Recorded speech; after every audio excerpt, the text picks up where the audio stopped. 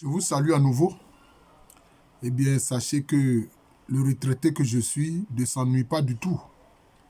Par exemple, cette journée, hein, ça va faire le troisième enseignement que je donne sur les réseaux sociaux. Voilà. Il y a quelqu'un qui a dit que je mérite d'avoir une médaille d'être décoré. Mais les auditeurs m'ont déjà décoré. Hein.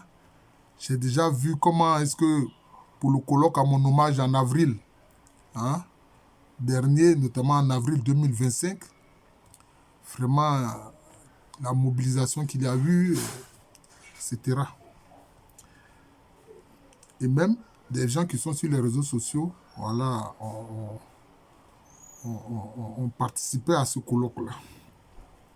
Alors, ce que je voudrais faire maintenant, c'est donner un enseignement sur ce qu'on appelle les mégalithes, c'est-à-dire des grandes pierres dressées. Il y a des pierres dressées qui datent de la période de la préhistoire. Par exemple, ces pierres dressées, celles qui sont les plus connues, c'est celles de Stonehenge. Stonehenge en Angleterre. Puisque souvent les Caucasiens font beaucoup de publicité sur leur culture. Mais en réalité, il faut qu'on réfléchisse à la question des pierres dressées. Oui, il faut qu'on réfléchisse sur les pierres dressées. C'est pour ça que cet enseignement, je vais l'intituler « Des pierres dressées entre parenthèses mégalithes ». Il y a d'autres qui sont appelés dolmen ou menhi. Tout ça, ça renvoie à la même chose, à ces grosses pierres dressées verticalement et tournées vers le ciel. Aux obélisques. Je vais vous expliquer pourquoi j'ai dit ça. Alors, très souvent, j'ai regardé, j'ai lu, j'ai vu les origines et les raisons de ces pierres dressées-là. Je ne suis pas satisfait des raisons que les gens donnent. On en trouve en Angleterre, notamment Stonehenge. Mais on en trouve aussi en France, notamment, surtout en Bretagne. Notamment à Carnac, en France. Surtout vers la façade atlantique, notamment la région de la Bretagne. Si bien que les Européens ont voulu lier ça seulement aux Celtes. Pour dire que c'est lié à la civilisation celte. Dire ça, ce n'est pas juste. C'est vrai, on les trouve en pays celte. Mais on ne peut pas dire que cette façon de faire, que cette culture des pierres dressées, quelquefois sous forme circulaire, ce sont seulement les Celtes qui ont fait ça. Non. Pourquoi? Parce qu'on trouve ça ailleurs. On trouve ça ailleurs. On ne trouve pas ça qu'en Europe. Pas ça seulement en Angleterre et en France, dans le pays des Bretons. Je dis dans la région bretonne. On trouve ça aussi où? En Turquie.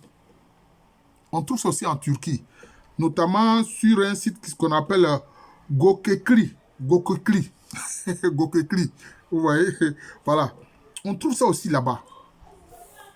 Et des archéologues ont découvert, notamment en Australie, ces mêmes pierres dressées là, en Australie, qui datent de quoi? De la préhistoire. Parce que c'est à partir surtout du 17e, 18e siècle que les Caucasiens ont commencé à envahir l'Australie. Donc ça ne peut pas être eux. Ce sont les aborigènes, ce sont les noirs aborigènes. Donc, vouloir dire que les pierres dressées, les mégalithes, parce que mégalithes, ça veut dire grosse pierre. Méga, gros, pierre, lith. Donc, on ne peut pas dire que c'est seulement une affaire des choses, comme on appelle ça, des Celtes. Non. C'est ça le problème. Il ne faut pas oublier qu'en Europe, là, l'homme de Grimaldi noir, il était là-bas. Maintenant, on a découvert ça aussi en Australie. On a découvert ça aussi en Turquie. Maintenant, tenez-vous bien, on découvre ça aussi en Afrique. Notamment en Éthiopie, il y en a. Ces pierres dressées, ces grosses pierres qu'on dresse, orientées vers le ciel. On trouve ça en Éthiopie. Maintenant, ceux qui veulent lier ça seulement aux Celtes, là, bon, ils n'ont qu'à dire Ils n'ont qu'à expliquer pourquoi est-ce que cette même culture des mégalithes là, on trouve ça en Turquie, on trouve ça en Australie, avant l'arrivée des Caucasiens, des Blancs en Australie, et puis on trouve ça aussi en Afrique, en Éthiopie. Ils n'ont qu'à expliquer. C'est la même culture. Ils n'ont qu'à expliquer ça. D'ailleurs, comme ces anthropologues européens ou ces archéologues européens ne peuvent pas expliquer à quoi cela est dû. Ils ne savent pas. Ils ne savent pas. J'ai vu les interprétations. Je ne veux pas donner ça pour vous embrouiller l'esprit. Le fait qu'on prenne des grosses pierres orientées verticalement vers le ciel et puis on fait former ça dans une présentation circulaire, ça veut dire quoi? Si on ne connaît pas le symbolisme, notamment le symbolisme des Africains, on ne peut pas savoir ce que c'est. On ne peut pas savoir à quoi ça renvoie. Quel est le but? Ce qui est dressé là, c'est le phallus. Les pierres dressées là, ça symbolise le phallus. Bon, il y a des gens qui ne comprennent pas ce que phallus veut dire. Ça veut dire le sexe masculin. C'est ce que ça représente. Maintenant, le cercle là, ça représente quoi? Ça représente le principe féminin. D'ailleurs, chez les Akans, les peuples Akans les plus connus sont les Baoul et puis les Ashanti. Le cercle est appelé quoi? Puro. En langue cuit, on dit Puro. En langue gagnée, on dit Pouroué. C'est ça le cercle. C'est pourquoi? C'est pour que les énergies qui descendent du ciel passent par les pierres dressées, symbolisant le phallus, pour faire quoi? Pour féconder la partie circulaire. Parce qu'il faut constater quoi? Ces pierres-là, ça date de la période du néolithique. En général, ça date de la période du néolithique. Mais il faut savoir que pour ce qui a été fait en Australie par les aborigènes, beaucoup ne pratiquaient pas l'agriculture, ils pratiquaient la chasse et la cueillette. Mais la plupart des pierres dressées là, les mégalithes, ça date de la période du néolithique. Alors, la période du paléolithique, c'est-à-dire ce qu'on appelait à l'école primaire la pierre ancienne, hein, le paléolithique, c'est-à-dire paléo-ancien, lithique pierre, c'est-à-dire la pierre ancienne, ça part, disons, d'environ 3 800 000 ans à 12 000 ans dans la période préhistorique. Maintenant, la période du néolithique, où les hommes vont pratiquer l'agriculture, ça commence à partir de 11 000 ans avant Jésus-Christ. 3 millions avant Jésus-Christ à 12 000 avant Jésus-Christ, ça c'est le paléolithique. Et puis, à partir de 11 000 ans avant Jésus-Christ, c'est le néolithique. Et en général, ces pierres-là, il y a des périodes, ça date donc de la période du néolithique. Il y a certains qui ont été datés, ça date de 11 000 ans avant Jésus-Christ. 11 000 avant Jésus-Christ. Alors, vous voyez, donc, c'est pourquoi est-ce que les gens ont fait ça? C'est pour attirer les énergies, parce que ces peuples-là savaient que il y a des moments de l'année où les énergies qui descendent du ciel sont plus fortes. Notamment en mars et en avril. C'est pour ça qu'au sein de beaucoup de peuples, mars et avril, en fait, marquaient en fait le début du cycle temporel, c'est-à-dire du cycle du temps. Parce que ces peuples-là voyaient le temps d'une façon circulaire. Ce sont les Caucasiens qui ont fait le temps d'une façon linéaire. Non, le temps était circulaire chez ces peuples-là.